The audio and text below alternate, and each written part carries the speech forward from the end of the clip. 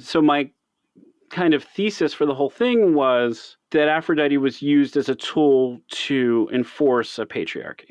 Like the version of Aphrodite, like the small kind of like sliver of Aphrodite that we see now in popular culture, do you mean? Or well, that's what I started with initially, and then I found all along the way that, yeah, every time I looked at a civilization or society where women were subordinate, those women figures were used to enforce that, right? So Aphrodite is was kind of named by the Greeks, but existed as a deity on the island of Cyprus before that as kind of an unnamed deity. And Aphrodite is really the collision of a goddess from the east and this goddess who was on Cyprus.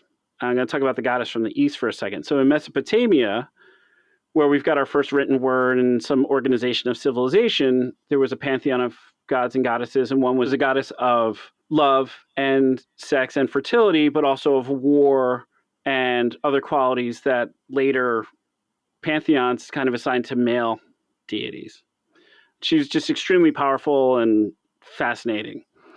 And as civilization kind of migrated a little bit west, in Sumeria, we had Inanna, but then she became Ishtar in Sumeria. And then in Phoenicia, which is Syria modern day, she became Astarte. And as people from there kind of mixed with people from Cyprus, that goddess and Astarte kind of combined. And then when the Greeks arrived, she informed what became Aphrodite. So that's just the reason why I tell that history, is because Aphrodite, as we know her, is like at least 6,000 years old and predates the Greeks in a number of different forms.